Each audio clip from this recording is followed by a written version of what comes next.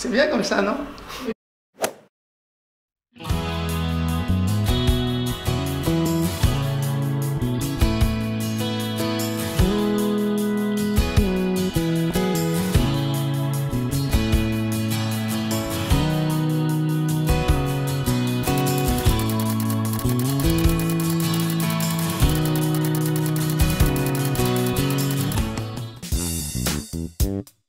Alors j'ai une formation de pâtissier à la base et lors de mon apprentissage, j'ai découvert toutes les possibilités qui s'offraient à moi pour travailler le chocolat finalement, à la fois à travers le moulage, la sculpture, le découpage.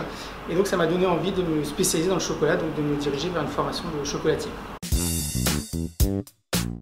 Dans un souci de perfection et d'excellence, je pense que je me serais dirigé dans le monde de la haute joaillerie.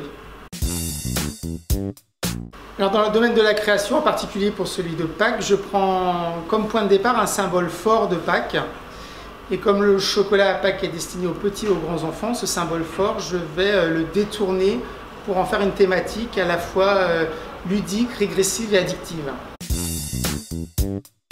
Alors c'est pas ce qu'on est en train de faire.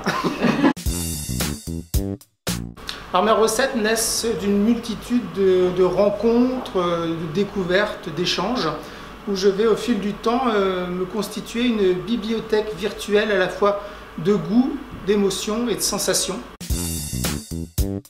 Alors la ganache noire de cassis, qui est une combinaison de grains de cassis et de bourgeons de cassis, ce qui permet d'avoir en bouche une explosion à la fois florale et fruitée avec une belle intensité chocolat.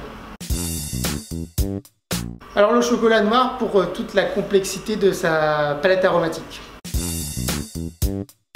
Alors le chocolat, je choisis d'abord par son aspect qui doit être brillant avec une belle couleur brun à-cajou. L'enrobage qui doit être fin.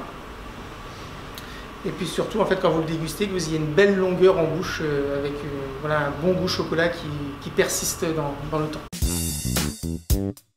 Alors là, sans hésitation, un verre de vendange tardive de Gewürztraminer.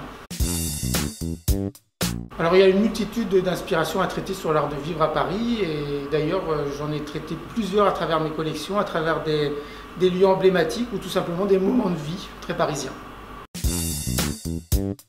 Alors il y en a plein, il y en a un que j'ai goûté très récemment qui a retenu particulièrement mon attention, c'est l'entremets qui s'appelle Ultime de Pierre Hermé qui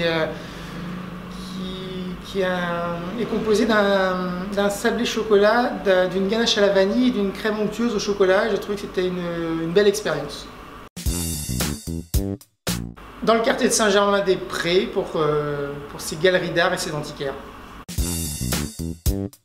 Alors moi je rêve de planter des arbres truffiers, donc je vous donne rendez-vous dans 10 ans autour d'un dîner uniquement autour de la truffe. Alors l'air que j'ai encapsulé dans une collection qui s'appelle Envol.